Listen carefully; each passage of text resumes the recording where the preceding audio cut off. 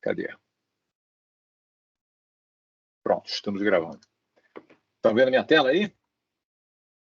Estamos, professor. Então, beleza. Então, o negócio é o seguinte. A gente terminou, então, tivemos 2 aulas, então, de cinemática escalar, né? Revisando um assunto aí que vocês já tinham aprendido. A novidade, né, da história da cinemática escalar foi a introdução do conceito de velocidade e de aceleração num nível matemático um pouco mais sofisticado, assim como derivada, né, a velocidade como a derivada da trajetória e a aceleração como a derivada da velocidade. Isso que, digamos assim, teria de novidade, né? Agora, a gente vai ter que... o próximo passo, depois de estudar cinemática escalar, quer dizer, a dinâmica de uma partícula em uma linha reta, né? A gente, para estudar casos mais interessantes, mais pertinentes fisicamente, a gente precisa fazer a cinemática em 3 dimensões, né? E, para isso, as grandezas, a posição, velocidade e aceleração, que são as grandezas fundamentais da cinemática, elas se tornam vetores, né? Então, como função assim de, digamos assim, botar todo mundo no mesmo pé, a gente tem essa aulazinha aí de... Ele tem um capítulo lá no Halliday, né? Ele tem essa aulazinha de uma espécie de uma revisão de álgebra vetorial para ver se está todo mundo lembrado direitinho como é que se opera com vetores e tal e coisa. Então, essa é a função dessa aula. Puramente matemática, a aula de hoje, tá? Não tem nada de física.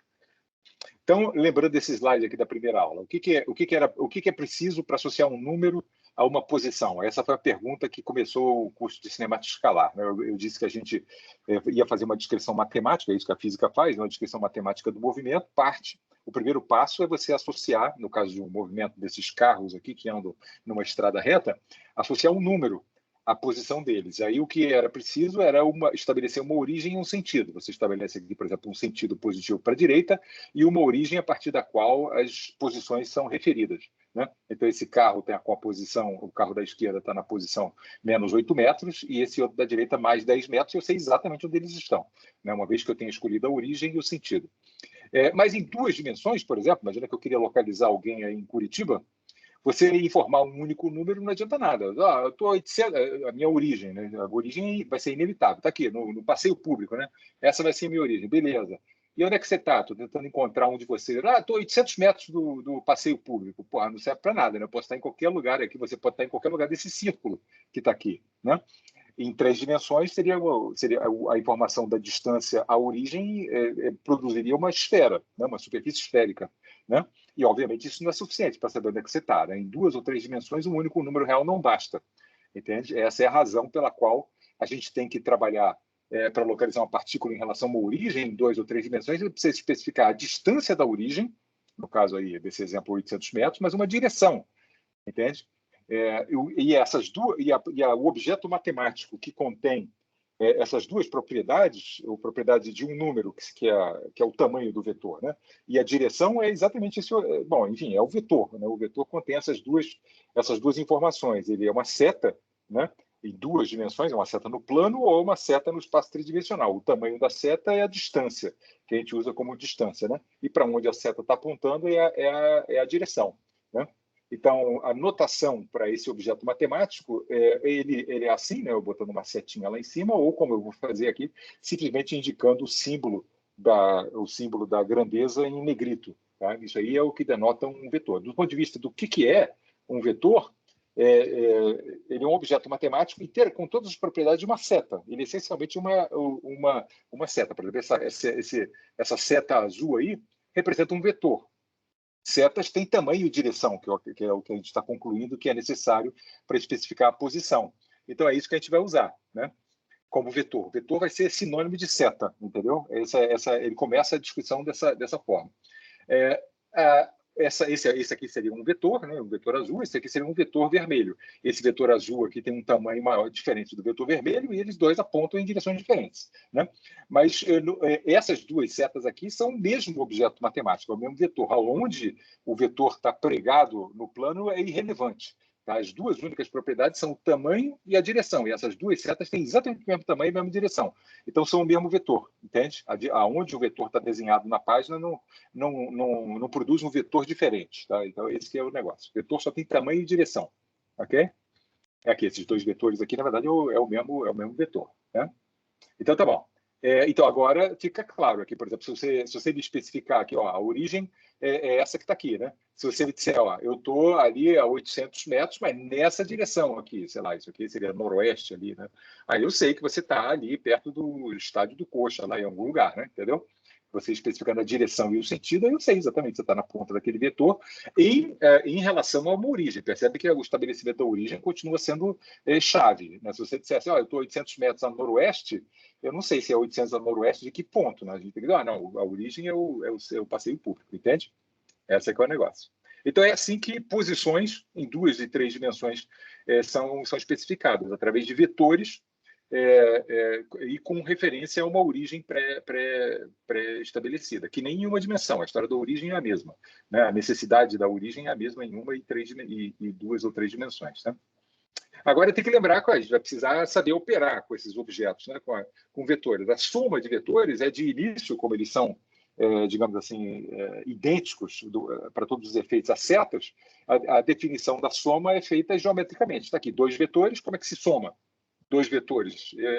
A definição é essa, você pega o outro vetor e bota um dos vetores e bota na ponta do outro. Né? E aí a seta que vai da origem do primeiro até a ponta do segundo é o que se define como sendo a soma desses 2 vetores. E isso funciona dos 2 jeitos. Aqui eu botei o vermelho na ponta do azul, mas você pode transladar o azul e botar na ponta do vermelho, que a operação produz exatamente a mesma seta. Essa seta amarela e a seta amarela são idênticos, entende? Essa é a definição geométrica de soma de 2 vetores, ok? Então, tá bom. A multiplicação, você pode somar vetores, como eu acabei de indicar, e você também pode multiplicar o vetor por um escalar, por um número real. Né? O que significa pegar essa seta aqui e multiplicá-la por 2? Significa quando você multiplica ela por um escalar, o que acontece é que ela não muda de direção. Né? Muda de direção, ela simplesmente é esticada, no caso aqui, por um fator 2. Quando você multiplica ela por um número, a seta, né, por um número negativo, a direção, de novo, é preservada, apenas o sentido é que é alterado. Por exemplo, se você multiplica essa seta por menos 2,5, o que acontece, ó, a direção é a mesma, essas duas coisas aqui são paralelas. Né? O sentido aqui muda por conta do sinal menos, e ela é esticada de 2,5, entendeu? Em relação ao valor que ela tinha. É assim que você, então, agora já sabe o que fazer com o que acontece, né, quando você multiplica uma seta por um número. Então, já sabemos multiplicar seta por números e somar setas, entende? E isso aí constitui todas... quando você multiplica por 0, o vetor, né, você obtém, obviamente, um vetor de tamanho nulo, que é um ponto, essencialmente. Não tem tamanho nenhum, né, não tem extensão nenhuma, e não aponta em direção nenhuma. Né? Esse é o vetor 0, que é considerado um vetor também. Né? O 0 é considerado um vetor. Então, já sabemos somar vetores e multiplicá-los por escalares. Então, podemos fazer a álgebra de vetor. A álgebra de vetor quer dizer isso, né? Você saber somar 5A mais 13B, entendeu? Saber o que diabos é isso. Isso constitui... a gente já sabe fazer isso agora, depois desses 2 slides aí, né? E subtração. Subtração não tem dificuldade nenhuma. A subtração, uma vez que você sabe somar e sabe multiplicar vetor por escalar, a subtração é nada mais do que isso. É a soma do A menos B, simplesmente o A mais o B multiplicado por menos 1, quer dizer, o B invertido. Né? É simplesmente isso. Então, A menos B significa isso aqui. Você pega o A, está ali o B, né? Bota os dois assim, com a mesma origem, e não vai somar esses 2 caras aqui, senão você estaria somando A com B. Né? Você inverte o B, né? Então você soma o A com menos B. É isso que constitui, que é A menos B, e dá aquele vetorzinho amarelo que está ali, entendeu? É isso aí que seria o vetor A menos B. Tem uma representação que une as duas, para você contemplar num único desenho a soma de 2 vetores e a multiplicação e a subtração, né? Então está aqui o vetor A e o vetor B, a soma. Então está aqui, eu constituo um paralelogramo dessa forma, né? Então o vetor soma AB seria esse vetor que vai daqui até ali, né? Pela definição de 2 slides atrás, né? Esse aqui é o A, esse aqui é o B está na ponta do A, né? Então esse aqui é o vetor soma. Né? E o vetor diferença é exatamente a outra diagonal. Esse aqui é o A menos B, corresponderia a essa outra maneira. Aqui você botando os 2 caras na mesma, quer dizer, botando os 2 vetores que você está subtraindo, né? Com a origem comum, a diferença do A menos B é a seta que vai da ponta do cara que está com menos até o A. Enfim, por que isso? É só você ver aqui, né, que seria exatamente isso que você iria obter se você tivesse pego aqui, ó, o A aqui, tá vendo o A aqui, e tivesse invertido essa seta aqui e produzido o menos B. Aí daria exatamente essa diagonal que está aqui, né?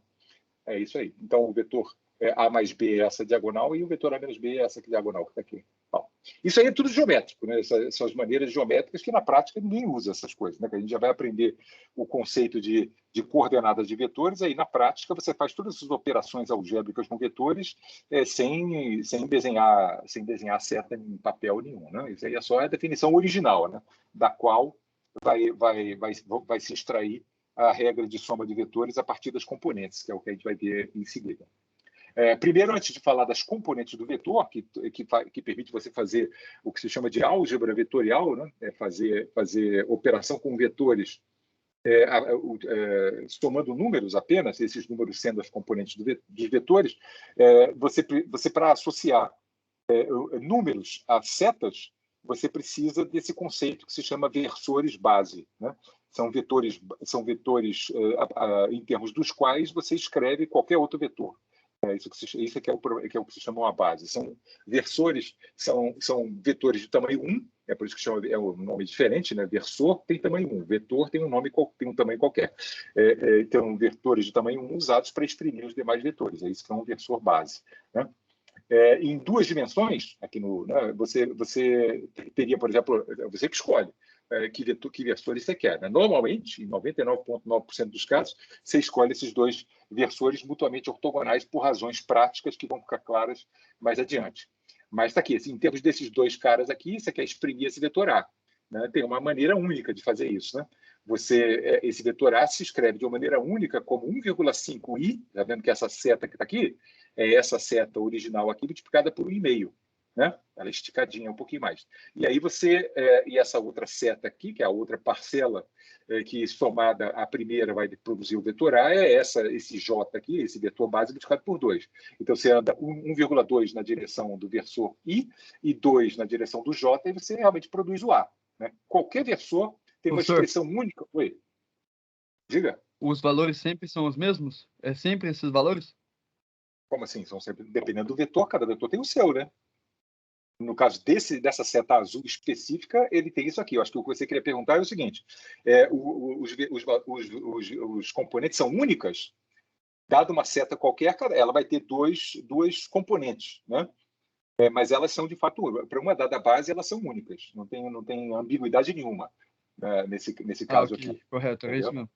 mesmo. Então tá bom. Mas já vamos ver isso. Então você escreve isso dessa forma. Você diz que bom, enfim, você exprime o A como uma combinação linear, isso aqui se chama uma combinação linear dos versores base. E esses dois números aqui se chamam as componentes do vetor A na base IJ, entendeu? Às vezes você só escreve as componentes, às vezes é comum de aparecer isso aqui dessa forma, 1,5 e 2,0, como simplesmente estabelecendo as componentes. Mas perceba que esse número, essa coisa aqui não faz o menor sentido, a não ser que você seja indicado explicitamente para você em que direção estão apontando os versores, tá bom? Isso é importante dizer. As componentes dos vetores, o comentário é que, no caso da física, né, as componentes dos vetores, esses números, têm dimensão.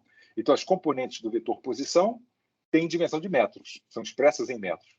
Né? As componentes do vetor velocidade vão ser expressas em metros por segundo e as componentes do vetor aceleração vão ser expressas em metros por segundo ao quadrado. Ok? Muito bem. Então, aqui, por exemplo, no nosso problema original, aqui, ó, você me informou que você estava nesse vetor aqui, de tamanho 800 metros, em respeito dessa origem que está aqui, nessa direção aí, noroeste, coisa e tal. Aí eu posso, eu estabelecendo, convencionando, né, esses dois versores como sendo as minhas bases, eu consigo exprimir esse vetor vermelho, e na verdade qualquer outro, né, em termos de suas componentes. Aí dá essas duas componentes, essa componente aqui é um múltiplo do versor I, e essa outra componente é um múltiplo do vetor J. Né? E as componentes aqui, eu usei o PowerPoint aqui, enfim, para produzir essas coisas aqui. Isso aqui tem essas componentes aqui, 671 metros, percebendo aqui, ó, que a componente tem dimensão, e 436 metros na direção J. Você lê assim, o vetor posição é 671 metros na direção I, mais 436 metros na direção J. Entendeu? Ok. O comentário agora, mudança de base, né? relacionada à pergunta que foi feita, né? Então, escolhida uma base, você, de fato, cada vetor, cada seta, só tem duas componentes únicas, nesse caso aí, né? Essas duas aqui, nesse caso aí, só tem isso, 3.7 e 4.5, para essa escolha aqui de versores. Mas ninguém é obrigado a seguir a minha escolha, né? Você pode escolher outra. Aí, se eu tivesse escolhido esse versor e esse versor que está aqui, amarelos, né? Mutuamente ortogonais também, porque a gente sempre faz essa escolha, né? Como é que ficaria o vetor A como escrito como combinação linear desses caras amarelos agora? Escrito em termos dos pretos, eu escrevi, né? Em termos dos amarelos, fica assim, entende? Essa seta que está aqui é paralela ao I', né? E essa seta que está aqui é paralela ao J'. Aí as componentes agora mudam, entendeu? Porque a base mudou, entendeu? Agora, o mesmo vetor A, exatamente o mesmo, se escreve dessa forma. Ele tem 5.2 na direção I' e 2.6 na direção J'. A gente diz que 5.2 e 2.6 são as componentes do vetor A na base I', J'. Ao passo que 3.7 e 4.5 são as componentes do vetor A na base IJ. Ficando claro, portanto, que as componentes são associadas à base que você escolheu, né? Mudou a base, mudou as componentes, mas o vetor é o mesmo. Entendeu? A seta é a mesma, exatamente a mesma. Tá? Então, tá bom. A norma de um vetor. A norma de um vetor é o tamanho dele. Né? A norma de um vetor expressa em termos de componentes. Aqui, por exemplo, imagina que eu escolho exprimir o vetor A em termos da direção para a direita e a direção vertical. Eu escolhi a base I para. Cadê? Eu desenhei aí? Não. Pô, não desenhei. Bom, enfim, o I está para a direita e o J está para cima, né? Aí, é o mesmo A da página anterior, né? Então, o A na base IJ é isso aqui, é 3.7 e 4.5. Né? E aí, qual é o tamanho do vetor A? Agora que eu sei as componentes, numa base ortogonal, agora você já começa a ver a primeira das vantagens da base ser ortogonal. Né? Se esse tamanho desse cateto aqui, portanto, é 3.7, e o tamanho deste cateto aqui é 4.5. E esse cara aqui é 90 graus, exatamente porque eu escolhi o I, que é a direção desse vetor, desse cara aqui, e o J, que é a direção daquela, como ortogonais. Então, isso aqui é um triângulo retângulo. Entende? Então, o tamanho do A fica ridiculamente fácil de exprimir dessa maneira, quando a base é ortonormal. Né? Quando ele é ortogonal, como a gente sempre faz essa escolha. Né? Então, usando Pitágoras, é isso aí. O tamanho do A é a raiz quadrada disso aqui, né? De 3.7 ao quadrado mais 4.5 ao quadrado. É a hipotenusazinha ali. Né? Então, o tamanho do vetor A fica descoberto a partir da informação das componentes como sendo 5.8.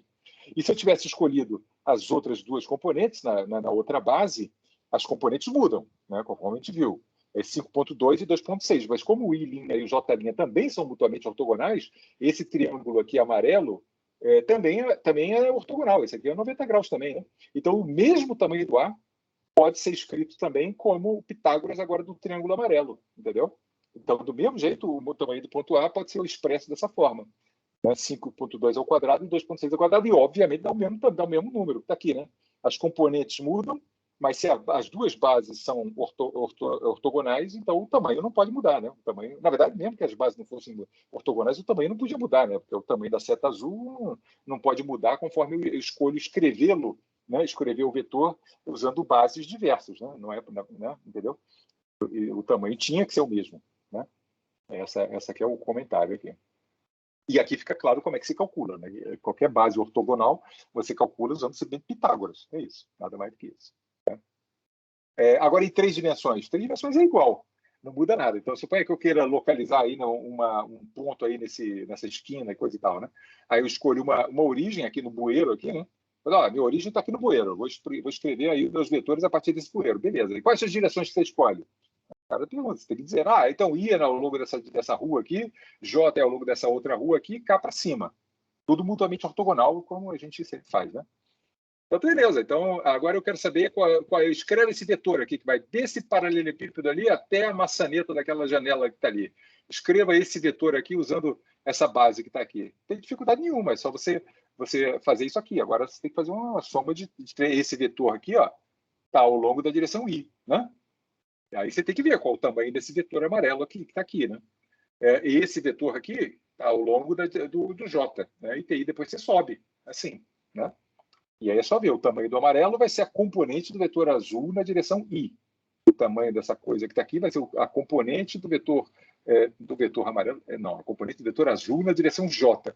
E o tamanho desse vetor amarelo aqui é a componente do vetor azul na direção K. Igualzinho, não muda nada. Tá?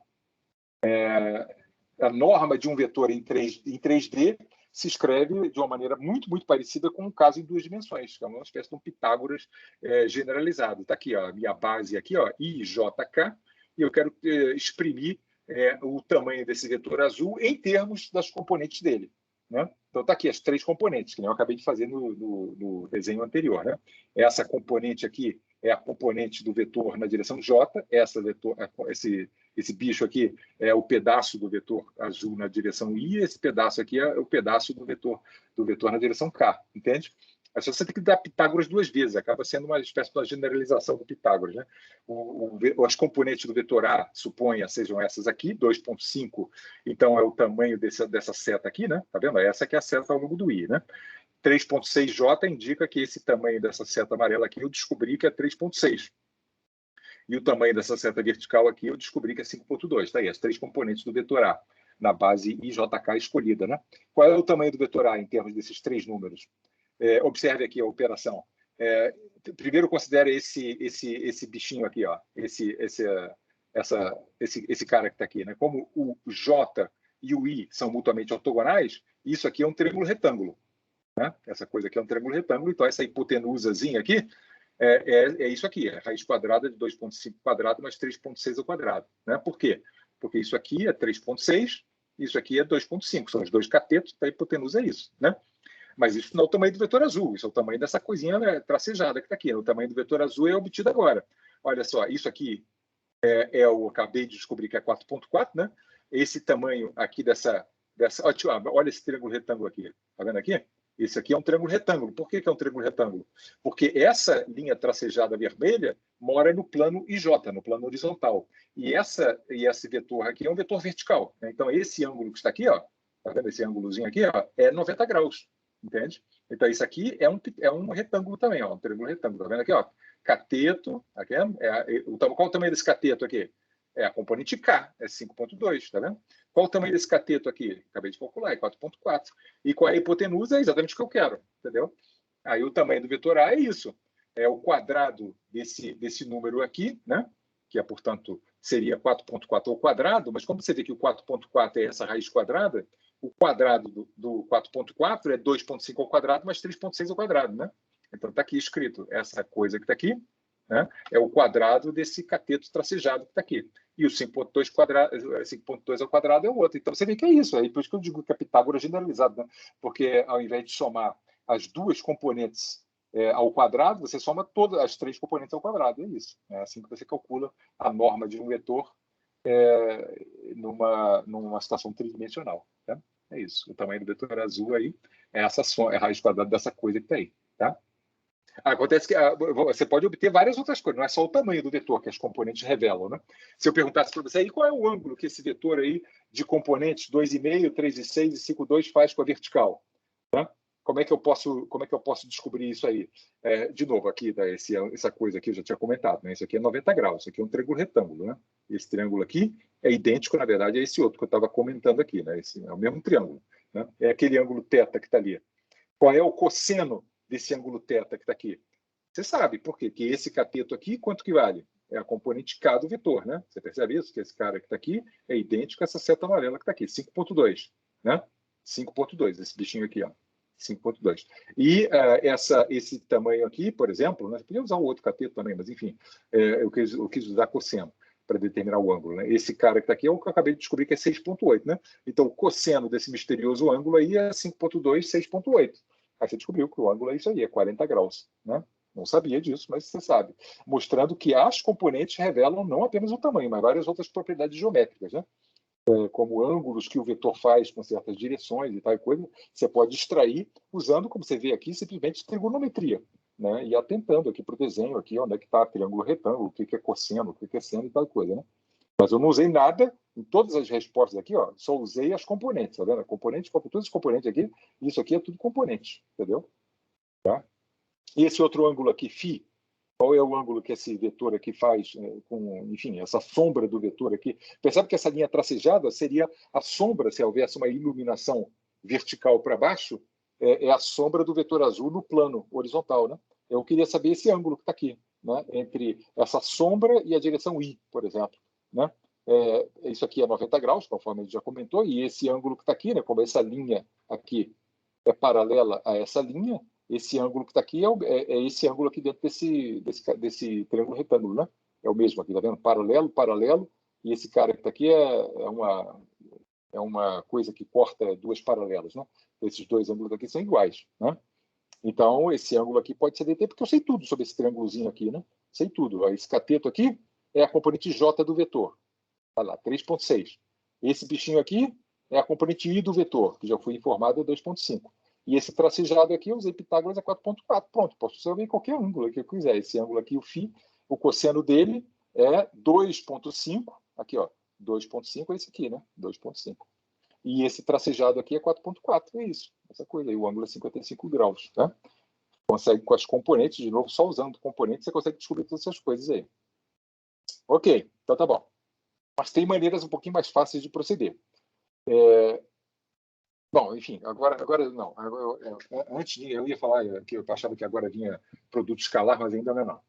Agora vamos mostrar como é que se soma com as componentes, como é que você faz aquelas operações que até o momento eu só sabia fazer usando esquadro, né, para transladar paralelamente setas e coisa e tal, e desenhar numa folha de papel. Foi assim que a gente aprendeu a fazer soma e diferença de vetor nos primeiros slides, né? Mas agora que você tem essa ferramenta de introduzir componentes, né, introduzir componentes do vetor numa zeta base, todas essas operações agora ficam triviais, né? Vou escolher exprimir meus vetores nessa base. Esse é o primeiro passo para fazer a álgebra vetorial, é você convencionar quais são os versores que você vai usar para escrever os vetores que você vai querer fazer a álgebra sobre, né? Então tá aí, minha convenção é essa, I, J. Ih, pessoal, peraí, um minutinho, eu esqueci, eu sou diabético, eu esqueci de tomar, eu acabei de lembrar, eu esqueci de tomar insulina aqui. Um minutinho, aguenta aí, me dá um minutinho que eu já volto, peraí.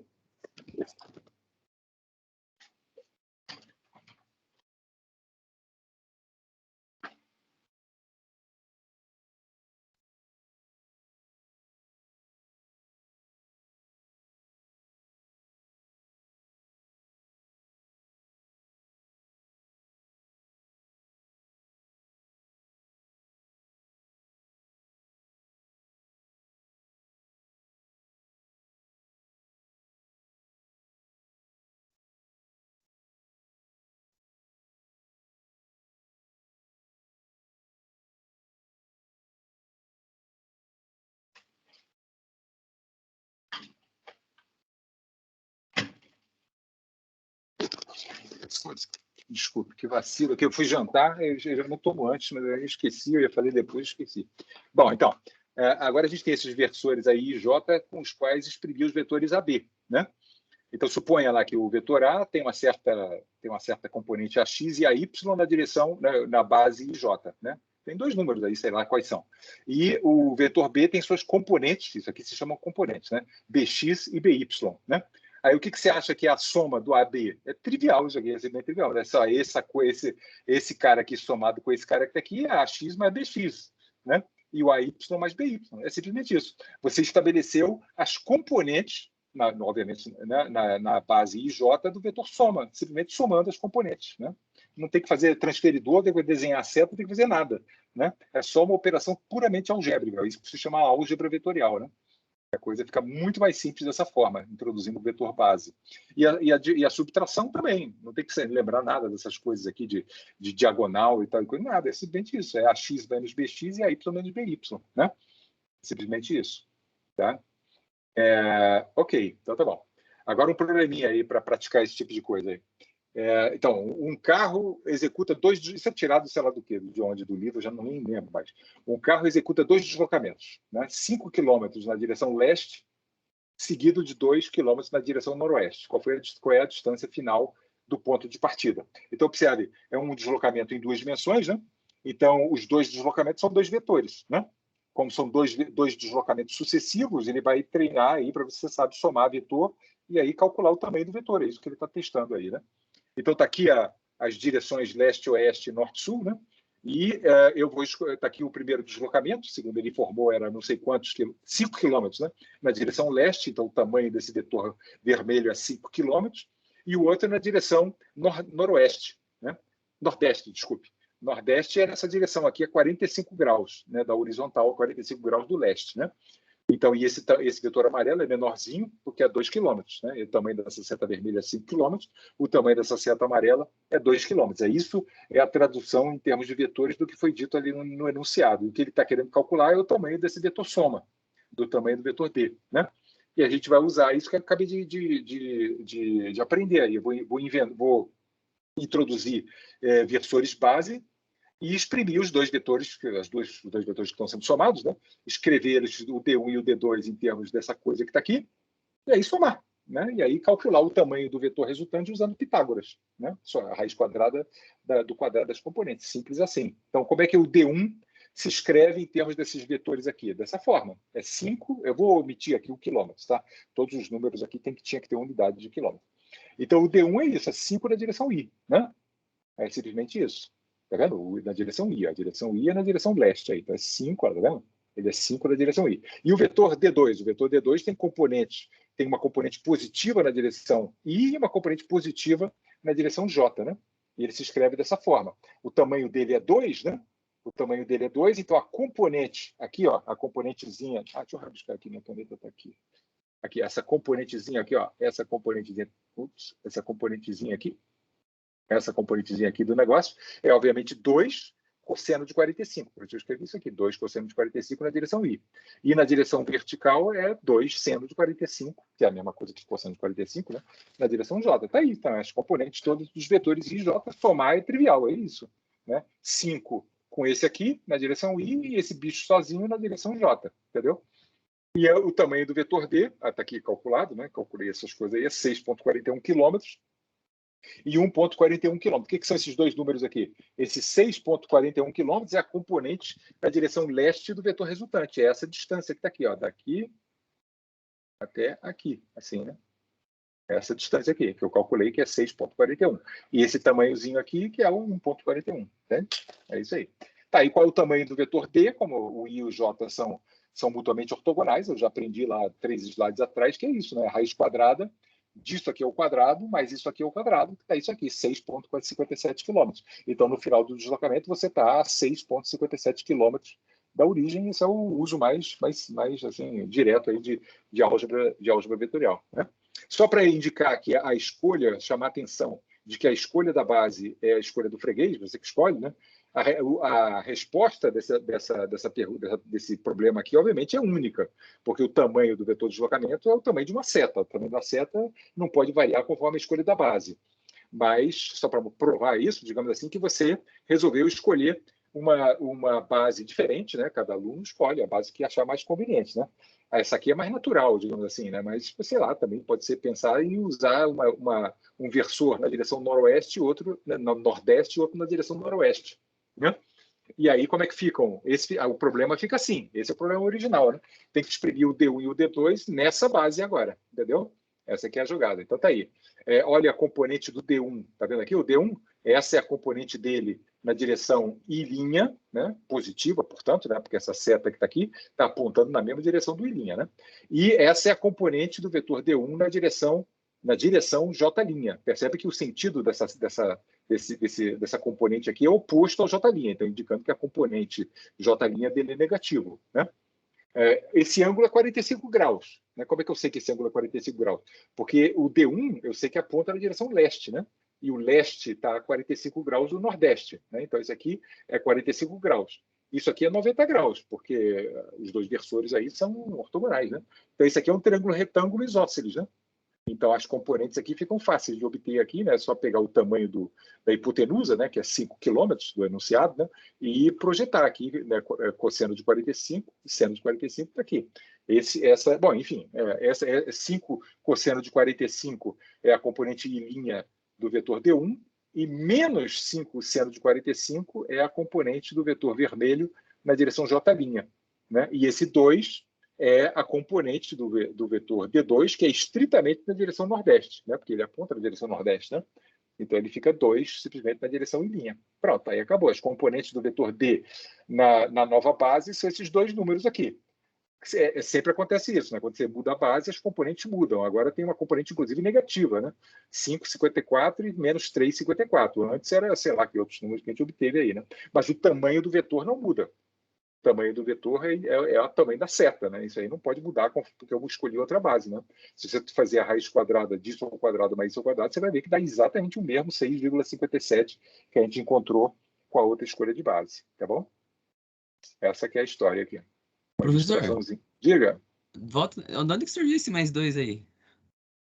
Esse mais 2 é o D2. Eu tenho que somar o Ah, D1 tá. e o D2. É Deu uma isso. tostada, Que deu um desculpa. pulo aqui. Deixa eu escrever aqui direitinho. Aqui, ó.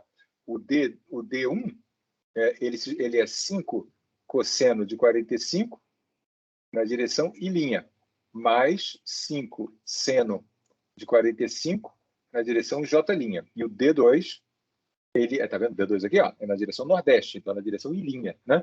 Então ele é 2 na direção e linha. Aí eu somei esse com esse, aí deu esse e esse. Esse cara, esse aqui é J', né? Esse aqui é o único pedaço que tem J'. Por isso que desculpa, aqui é menos, né? Falei errado, aqui é menos. E aqui deu esse cara. É isso. Tá? Tá bom. Ok, agora o produto escalar. Agora sim, uma outra ferramenta aqui. Então já sabemos somar e, enfim, somar vetor, multiplicar vetor por escalar e tal coisa. Mas você pode fazer, tem outra coisa, tem uma outra operação que você pode fazer com dois vetores, que se chama produto escalar, que tem uma importância, uma utilidade, melhor dizendo, particular aqui, que é o produto escalar. O que diabos é isso? O que é o produto escalar? É a multiplicação de dois vetores. Sim, é a multiplicação de dois vetores, mas que produz não um terceiro vetor, e sim produz um número. Como? Como é que eu vou associar a duas setas um número? A definição, que é particularmente conveniente para situações como você já vai ver ilustradas mais adiante, consiste nisso, a definição. Né? Definição não cabe protesto. Né?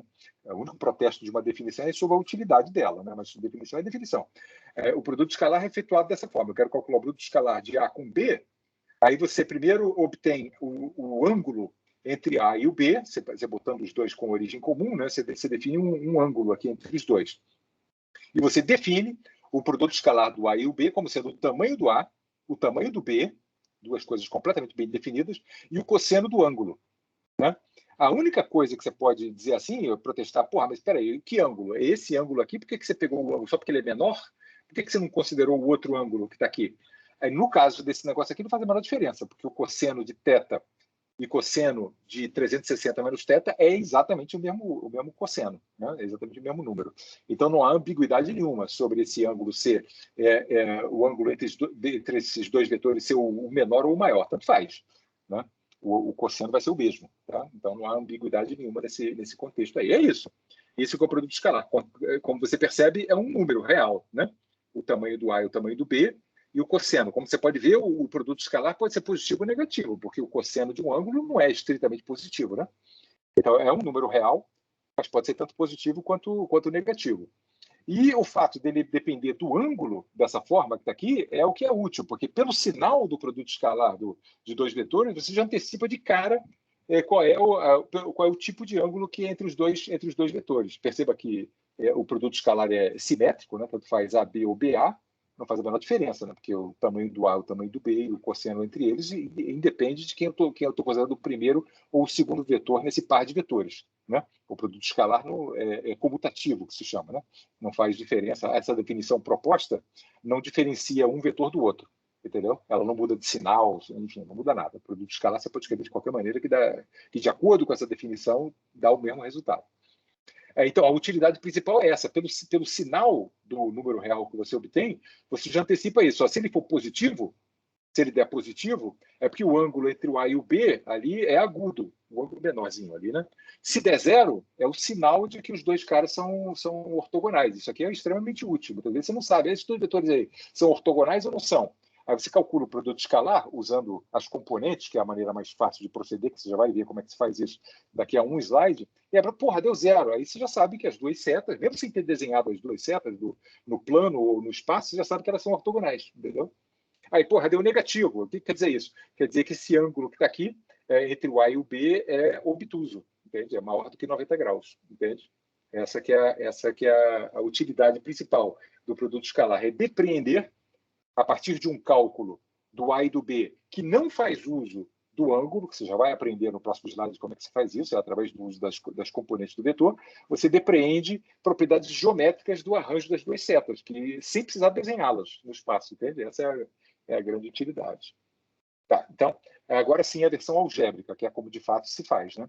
Assim como a soma de vetores a gente faz sempre usando as componentes, o produto escalar também se faz usando as componentes. Então, escolhemos a base e você, como a nossa base vai ser sempre ortonormal, essa é a outra conveniência de bases ortonormais, né? É que o produto escalar, bom, primeiro, o produto escalar do I com I, como, né, o produto escalar de um vetor com ele mesmo, o ângulo que um vetor faz com ele mesmo é zero, né? Então, o cosseno de zero é 1, né? Então, dá simplesmente a norma do vetor ao quadrado. Como a norma de um versor é, por definição, 1, segue que o produto escalar de I com I, de J com J, é 1, porque o tamanho desses versores é 1. Né? E pela nossa sábia escolha desses dois versores sendo 90 graus, faz com que o produto escalar dos dois seja 0. Né? Por quê? Isso aqui, por definição geométrica, né, é o tamanho do I, que é 1. O tamanho vezes o tamanho do J, que é 1. Vezes o cosseno do ângulo entre os dois, cosseno de 90 graus. Né? No cosseno de 90 graus é 0. Né? Então, o produto escalar do I com J é 0. Sabendo isso, você agora calcula o produto escalar de quaisquer dois vetores expressos em termos do I e do J, de maneira quase trivial. Observe, suponha que o A seja expresso em termos da base com esses duas componentes aqui, e o B também, similarmente. Aí você toma o produto escalar desses caras aqui, e componente você toma o produto escalar desse bicho com esse, né, usando esse resultado aqui, que I com I dá 1, né? O produto escalar desse cara com esse, usando que dá 0, né? Aí você não precisa fazer nada, né? Esse escalar aqui com esse produto escalar desse pedaço do vetor com esse pedaço do vetor aqui, que dá 0 também, né? Porque é uma seta na direção J e outra é uma seta na direção I, então, né? Dá 0. E depois esse com esse. Então, no final da história, dá isso. Simplesmente o AX, BX mais a Y, BY, que é como provavelmente vocês devem ter visto de que se calcula produto escalar. Isso aqui é a mesma definição de antes, entendeu? É exatamente a mesma definição de antes, só que está sendo expressa, calculada, aquele número, o número real associado ao produto escalar, expressa em termos de componentes. Né? Você não precisa desenhar seta, não precisa usar o transferidor para medir o ângulo, entende? Não precisa fazer nada, é só isso aqui. Essa continha trivial aqui vai revelar o valor do produto escalar, entende? Esse é o negócio. Se você alterar a base, a gente já sabe que alteram as componentes, né? As componentes do vetor A e do vetor B mudam. Né? E aí a expressão do produto escalar, usando essa nova base aqui, também ortogonal, né? O I' e o J', estou imaginando sejam versores ortogonais também, dado do mesmo jeito dá isso. Aí você fala, pô, então o produto escalar muda? Não muda. O AX é diferente do AX', o AY é diferente do AY', o BX é diferente desse, esse é diferente desse, mas isso aqui é idêntico a isso. Né? Essa soma aí dá exatamente a mesma coisa. Por quê? Porque o produto escalar do A com B é um troço geométrico.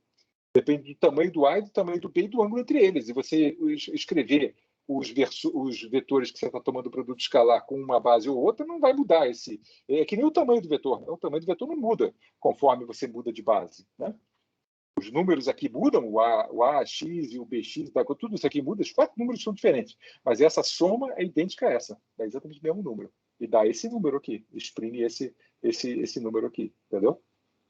Essa que é a jogada, né? É inegável que isso aqui é muito mais simples de calcular do que essa coisa que está aqui. E, na verdade, é assim que a gente procede.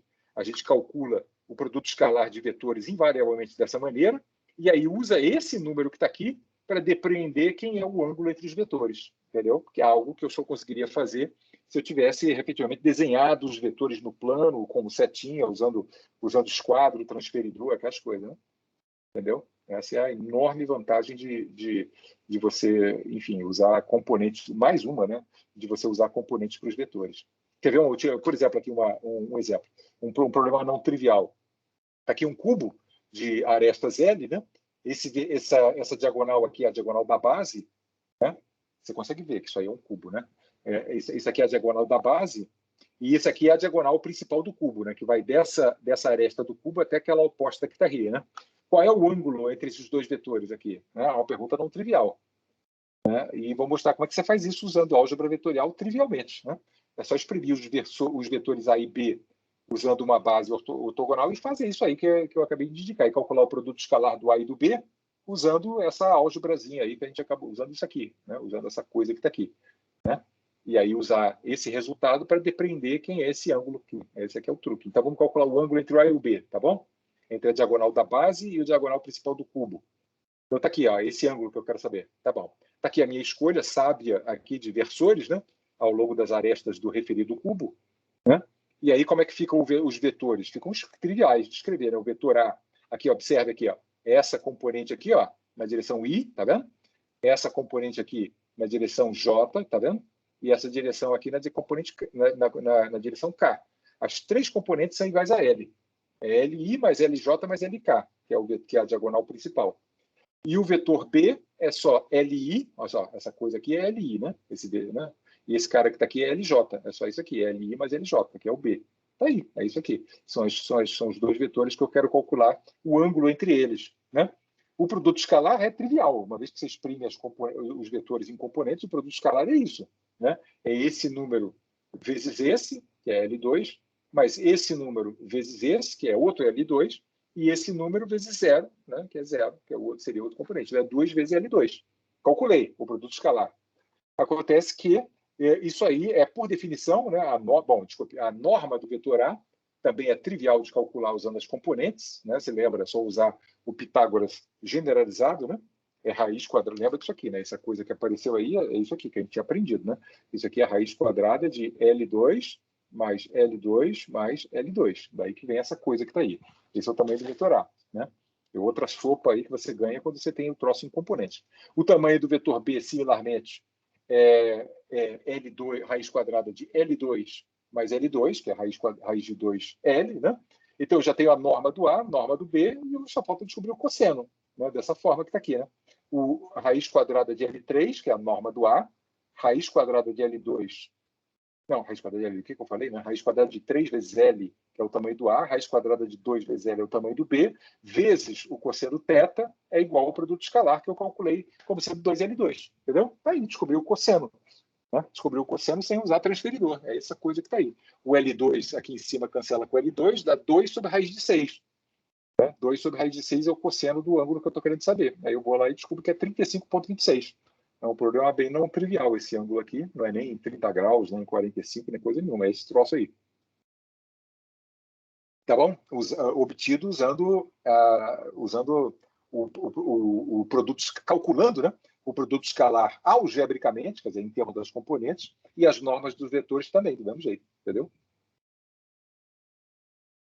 Então, beleza, é isso aí. Ok, então tá bom. Agora, o outro... Então, isso é um produto que se usa, e a utilidade, o produto escalar que eu estou falando, né? Uma das aqui está ilustrada uma utilidade, né, do produto escalar, que é essa que está aqui, depreender ângulo entre vetores. Entendeu? Essa, na verdade, é a principal utilidade do produto escalar. Ok, agora produto vetorial. Produto vetorial é um outro tipo de produto de vetores, só que esse produto de vetores produz um outro vetor. Entendeu? O produto escalar produz um número, né? O produto vetorial produz um vetor. Agora eu vou te dizer exatamente qual é a definição. A definição, então, não cabe discussão, né? Eu vou definir o que é um produto vetorial. Obviamente, a definição é feita desse jeito porque ela tem uma utilidade prática que você vai ver à medida que você vai usar o produto vetorial, né? Então, como é que é? Tá aí, dois vetores, me diz aí como é que eu descubro quem é o produto vetorial de A com B. Esse é o símbolo, né? A gente lê isso aqui dessa forma. Esse é o produto vetorial do vetor A com o vetor B. Né? Tá aqui, o vetor A está aqui no plano, o vetor B está ali. Aqui você tem que imaginar que eles estão no espaço tridimensional. Né? Como é que você constrói o vetor C? Vou te demonstrar como. O vetor C é esse cara que está aí. Mas como? Quem é esse cara que está aí? O que ele tem de especial em relação ao A e o B, do qual ele é o produto? Né? A regra é assim, você bota o B, o A e o B com a mesma origem, exatamente como você fez ali no caso do produto escalar, mas aí a definição é a seguinte, ponto número 1, você observa que forma um paralelogramo, né? Os dois vetores A e B que estão sendo, que você está calculando o produto formam um paralelogramo, né? Aí o ponto número 1 é o seguinte, o tamanho, eu vou definir essa seta indicando o tamanho dela e para onde que ela aponta, né? O tamanho dela, por definição, vai ser isso. Vai ser o tamanho do A, o tamanho do B e o módulo do seno. Né? o módulo do seno entre o ângulo, do ângulo. Aqui você tem que colocar o módulo aqui, porque se eu indicasse simplesmente o seno, haveria um problema. O seguinte, por que eu não indiquei isso aqui como sendo seno? Porque seno, assim como o cosseno, ele pode ser positivo ou negativo, né? E, no entanto, eu estou dizendo que isso aqui eu vou usar isso para exprimir o tamanho do vetor C. O tamanho do vetor é sempre positivo, né? Então eu tenho que usar o módulo do seno. Tá? E isso também, ao introduzir o módulo do seno, evita aquela ambiguidade, porque o seno desse ângulo que está aqui, ou o seno desse ângulo, como é que chama isso? É suplementar, né? Esse ângulo complementar. Eu não sei como é que é esse nome, o 360 menos θ, né? Esse outro ângulo que está aqui, os senos desses dois caras que está aqui, eles são um sinal menos do outro. Né? O cosseno de θ e o cosseno de 360 menos θ, eu disse que era a mesma coisa. Né? Então, por isso que não havia ambiguidade sobre que θ você está se referindo no caso do produto escalar. Mas no caso do produto vetorial, se eu tivesse indicado só como seno de θ, haveria essa ambiguidade. Mas quando eu boto o módulo, aí não tem ambiguidade nenhuma. Tá? Dá o mesmo valor, o seno de θ ou o seno de 360 menos θ, que você vê, por que você não usou esse ângulo aqui, como dizer isso, é o ângulo entre o A e o B? Tanto faz, dá o mesmo resultado para o tamanho de C. Tá?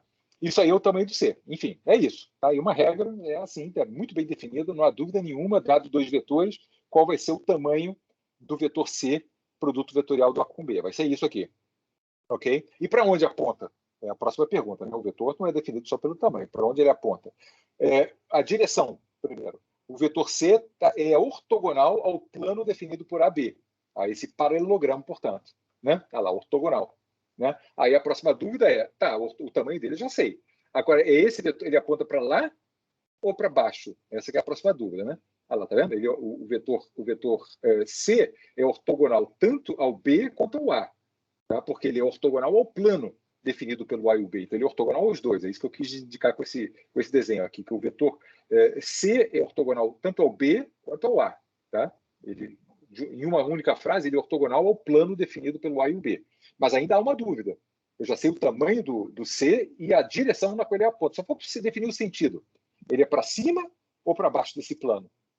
Essa última definição é essa que está aqui. O sentido de C é dado, isso aqui define a direção. O sentido é dado pela regra da mão direita. A regra da mão direita é isso.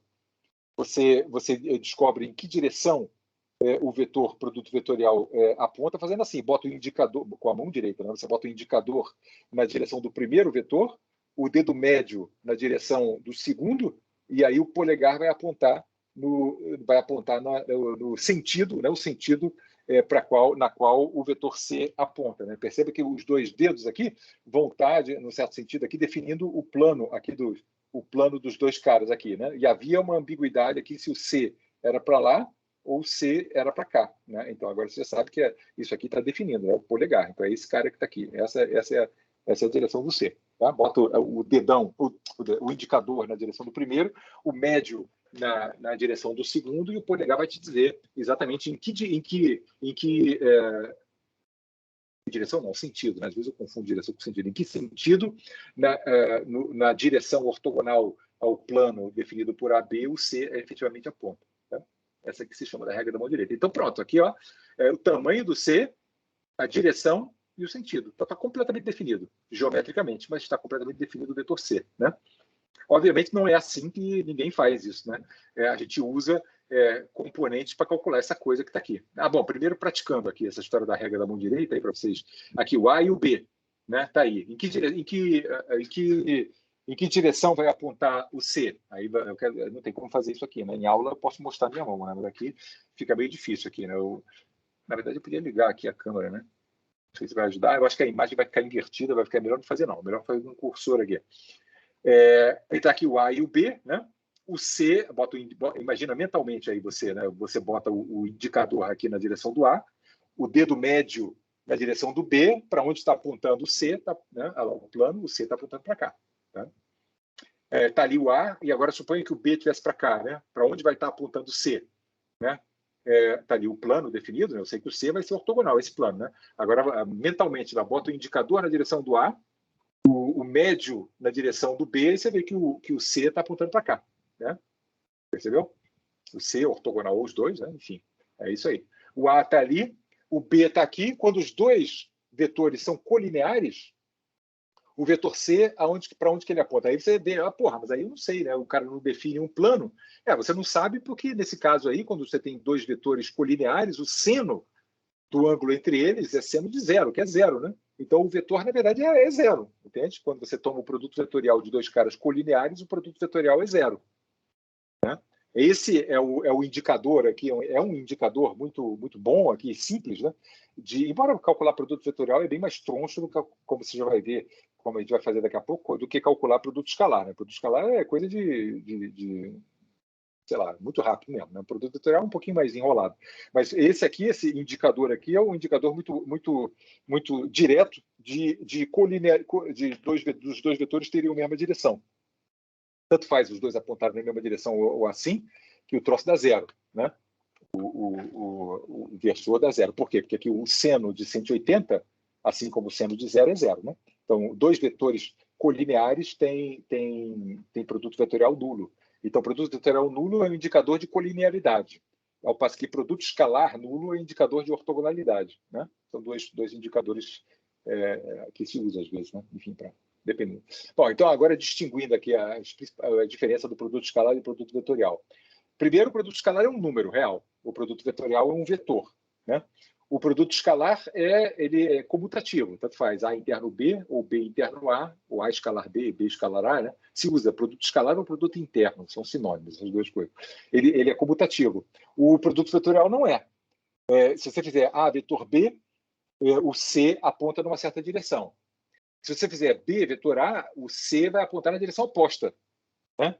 Porque você vai ter rearranjado o indicador e o dedo médio, entende? Nos dois casos, tanto nesse caso quanto nesse caso aqui, eu estou falando do A vetor B e do B vetor A, né? O plano definido, o plano ao qual o C é ortogonal é o mesmo. Deixa eu desenhar aqui para ficar bonitinho aqui. Ó. Suponha que esse cara aqui é o A e esse cara aqui é o B, né? O plano definido aqui, não tem dúvida nenhuma, está aqui, né? Esse cara que está aqui. O C vai ser ortogonal aqui nessa coisa que está aqui. Mas se você estiver se referindo a A, vetor B, aí bota o indicador ali, bota o médio ali, você vê que o C aponta para cá. Essa aqui é a direção do A vetor B, né? Essa direção. Ao passo que você estiver falando de B vetor A, aí o indicador é que vai no B e o médio vai no A. Aí você vê que o polegar aponta para baixo do plano. Então, essa aqui é a direção do B vetor A. B vetor A. Entende? Um é o negativo do outro. Né? Porque eles têm o mesmo tamanho, né? Obviamente, eles têm o mesmo tamanho, porque o seno desse troço aqui, que é o que define o tamanho dos dois vetores, é o mesmo, né? Eles têm o mesmo tamanho, só o sentido é que muda. Né? Ambos são ortogonais ao plano, tal coisa, por isso que a única diferença entre eles é no sinal menos. Então, você diz que o produto vetorial não é comutativo, né? Ele tem uma troca de sinal quando você calcula esse troço. O produto escalar de um vetor com ele mesmo dá norma do vetor ao quadrado, ao passo que o produto vetorial de um cara com ele mesmo, como a gente já viu, né, dá zero. Né? E agora sim a versão algébrica. Bom, enfim. E a versão algébrica agora, que é como na prática se faz. Você exprime os dois vetores que você quer calcular o produto vetorial em componentes e aí faz uma operação lá usando só as componentes. Né? Então está aqui, eu vou exprimir esses vetores aí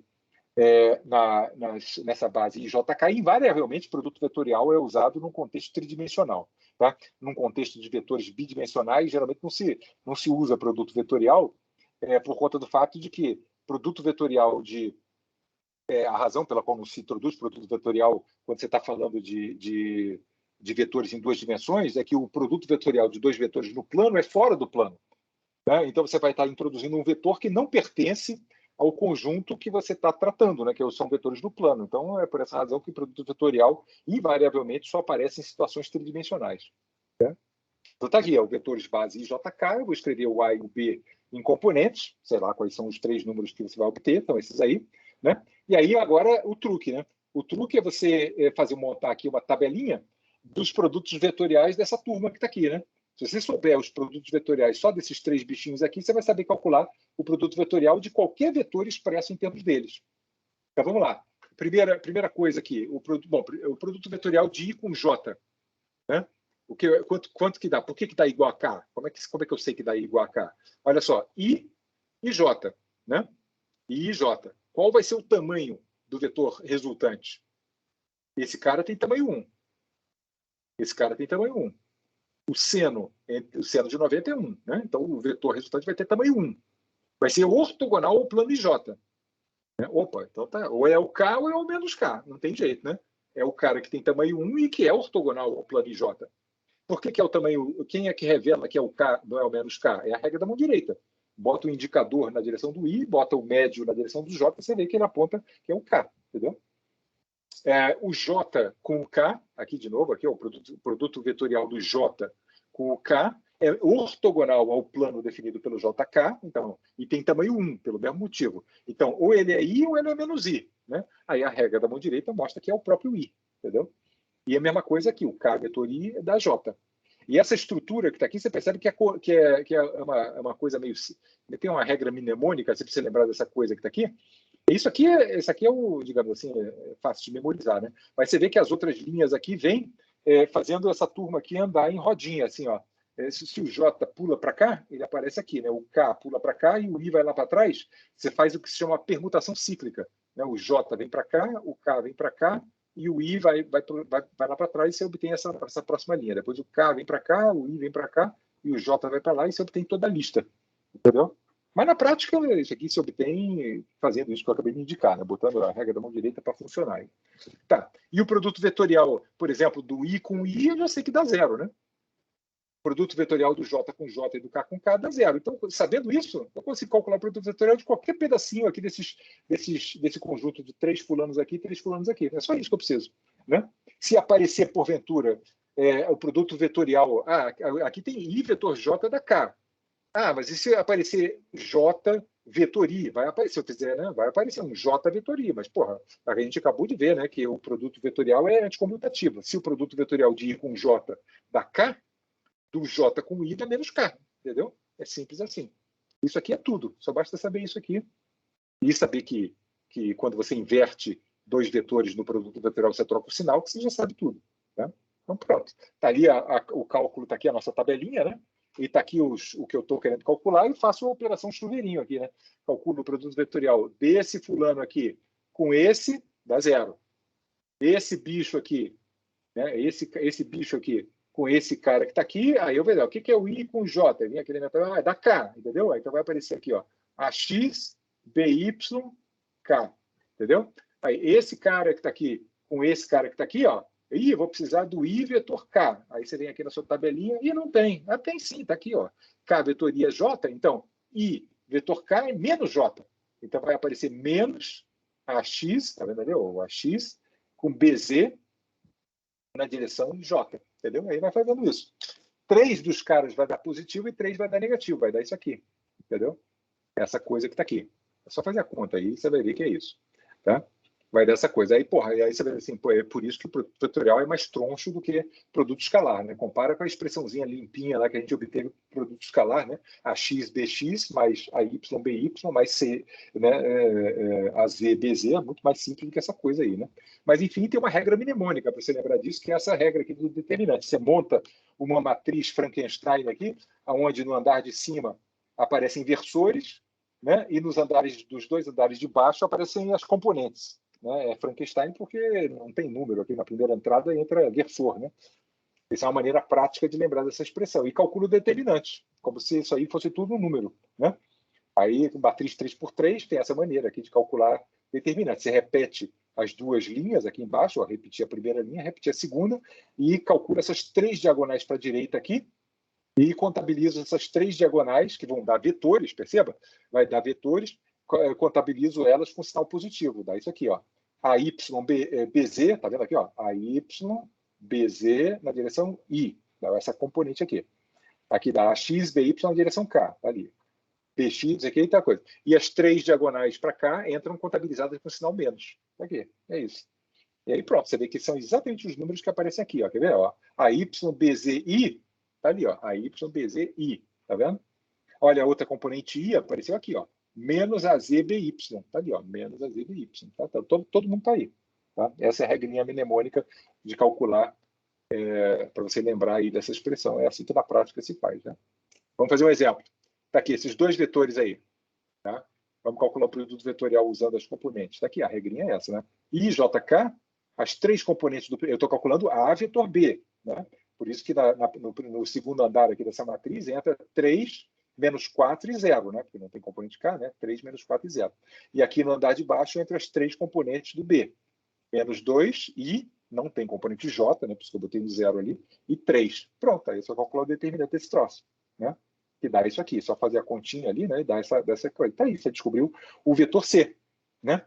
Aí, sem desenhar vetores, sem ter que desenhar aquele plano esquisito, né? Sem usar a regra da mão direita, indicador, dedo médio, coisa nenhuma, você não obteve o vetor C, de grátis aqui, né?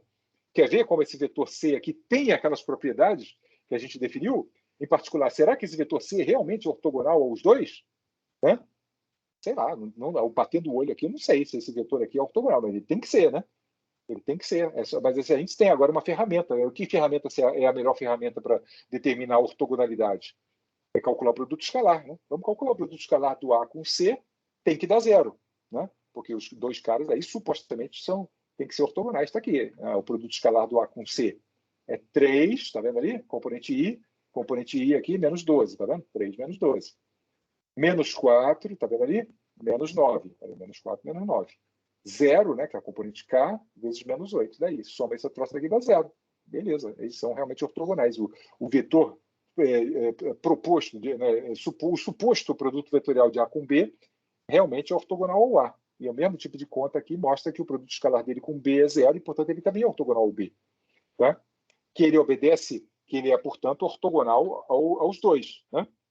Quanto ao sentido, né, o sentido que ele respeita a regra da mão direita, aí é mais enrolado de determinar, né? Mas ele certamente respeita a regra da mão direita, porque esses bichinhos aqui, né? Essas coisas aqui foram construídas respeitando a regra da mão direita. Né? Então, seguramente o vetor C aí vai, se você conseguir a proeza, né, de desenhar esses 3 vetores aqui no espaço tridimensional, que eu nem tento de fazer isso, né, você vai ver que o C realmente é ortogonal ao plano definido pelo A e o B e aponta na direção da regra da mão direita, né, certinho. Né? Agora, por última operação de vetores, que é o produto misto. Ele chama produto misto porque ele tem um produto escalar e um produto vetorial. Isso aqui você não precisa botar parênteses, porque isso aqui é um número. O produto misto é um número, que nem o produto escalar é um número. Né? E isso aqui é um número e não há ambiguidade nenhuma sobre essa operação aqui. Porque, mas o que eu faço primeiro? Primeiro eu faço o produto escalar ou o primeiro vetorial? Só tem uma coisa que faz sentido aqui. Se você fizer primeiro o produto escalar, você vai estar calculando o produto vetorial de um número com um vetor, que não faz o menor sentido. Então, a única coisa que faz sentido é você fazer o produto vetorial primeiro, que produz aqui um vetor, né? Produz aqui um vetor, e aí você está calculando o produto escalar com o outro. Tá? Então, isso aqui geralmente é escrito assim mesmo, porque não há ambiguidade nenhuma sobre que operação tem que ser feita primeiro. É, obviamente, o produto vetorial. Né? E essa coisa que está aqui, como o produto vetorial do A e do B, do B e do C, em termos das componentes do B e do C, pode ser obtida em termos daquela matriz. Né? Então, se eu fosse calcular simplesmente aqui, ó, o produto vetorial B com C, eu faria isso que eu acabei de fazer. Né? Eu montaria aquela matriz Frankenstein ali, IJK, botaria aqui BX, BY, BZ, CX, CY, CZ, né? Dessa forma que está aqui. E aí, isso aqui ia dar sei lá o que na direção I, mais sei lá o que na direção J, mais sei lá o que na direção K. Né? Aí depois, para calcular o produto escalar com A, eu vou pegar né, imagina, agora eu vou tomar o produto escalar desse trambique aqui, né, dessa coisa que está aqui, com o AX na direção I, mais o AY na direção J, mais o AZ na direção K. Né? Eu vou multiplicar isso aqui por isso, e aí vou somar isso aqui por isso aqui, e vou somar com isso aqui vezes isso aqui. No final da história, o que eu vou fazer é a mesma coisa que se eu tivesse né, esse produto escalar é a mesma coisa que se eu apagar esse I aqui e escrever AX. Apagar esse J que está aqui, escrever AY. Apagar esse K que está aqui e escrever AZ. Entendeu? Então é por isso que a regra agora tem uma regra mnemônica própria do produto escalar que consiste nisso aqui. E você calcular, trocar o I chapéu, o J chapéu e o Z chapéu, que você usaria para calcular o produto vetorial de B com C, pelas componentes do vetor que você está tomando do produto escalar no final. Entendeu? Dá certinho. Isso aí, esse determinante, que agora é de uma matriz mesmo, né? não é uma matriz Frankenstein, porque tudo isso aqui é número, né? Aí isso aí vai dar um número associado ao produto misto, tá? Deixa eu apagar essa coisa aqui que ficou feio aqui. Não, cadê onde está aqui? Cadê a borracha aqui? Apaga esse negócio aqui. E é assim que você calcula. E note que isso é o determinante de uma matriz não é necessariamente positivo, não, tá? O produto misto pode ser positivo ou negativo, tá? Então tá bom. É assim que você calcula o produto misto. Em virtude do... Aqui. Não, assim não. Deixa eu botar a caneta também. Em virtude do fato... Bom, enfim, isso aqui é o produto misto de A com A, B e C. É assim que você fala. Em virtude disso aqui ser o produto misto e devido às propriedades que determinantes de uma matriz têm, não sei se você sabe disso, mas quando você troca a ordem das linhas de uma matriz, o determinante dela não muda. Desde que você tenha feito digamos assim, se você fizer uma troca de uma linha, trocar essa linha que está aqui com essa linha que está aqui, o determinante troca de sinal. Dá exatamente o mesmo número, só que ele troca de sinal. Se você trocar duas linhas, botar o A no lugar do B e trocar o B com o C, você vai efetuar duas trocas, aí ele volta a ter o valor original. Então, permutar as linhas de uma matriz, o determinante, o módulo do determinante continua o mesmo, só o sinal fica às vezes mais e às vezes menos, né? É isso que acontece com a propriedade do determinante. Isso faz com que esse determinante aqui, esse produto misto, que é calculado com esse determinante, seja igual a esse produto misto. Vou escrever quem seria esse produto misto. Vai ser um determinante também, né? Você vai ver o que ele tem de comum com esse. Quem que vem no primeiro andar aqui? O B, né? Bx, By, Bz. O que vem no segundo andar? O C. Está vendo ali? O C. É Cx, Cy, Cz. O que vem no terceiro andar ali? O A. AX, AY, AZ. Por que esse determinante é igual a esse? Porque o número de trocas de linhas que eu tenho que fazer para levar essa matriz naquela é um número par. É mesmo? Olha só, eu posso trocar o C com A, né? Aí o A subiu e o C já está na posição certa ali, né? Aí depois eu troco o A com B e aí fica igual nessa... Quantas trocas de linha eu fiz? Duas. Né? Então o determinante dessa matriz é idêntico ao determinante daquela matriz que está ali. Entendeu? Então, o produto misto de ABC e de BCA é absolutamente o mesmo. É o mesmo valor.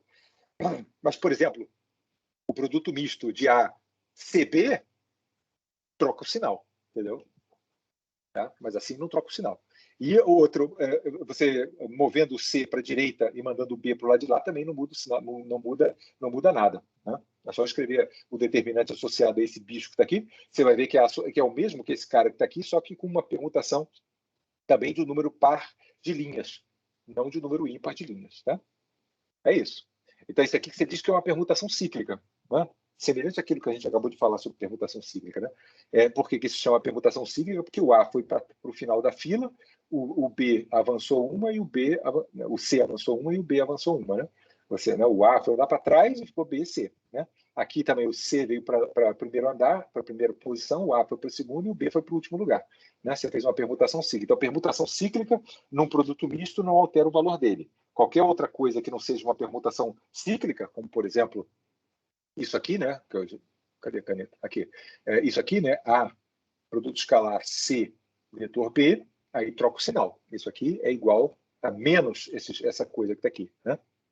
Que aqui você não... Isso aqui não é uma permutação cíclica disso aqui. Não foi uma dança de... todo mundo não trocou assim ciclicamente a ordem, né? Houve uma troca simplesmente desses dois caras aqui, né? O B e o C trocaram de lugar. Né? Do ponto de vista da matriz, você apenas trocou um par de linhas. Né? Então, o determinante troca de sinal.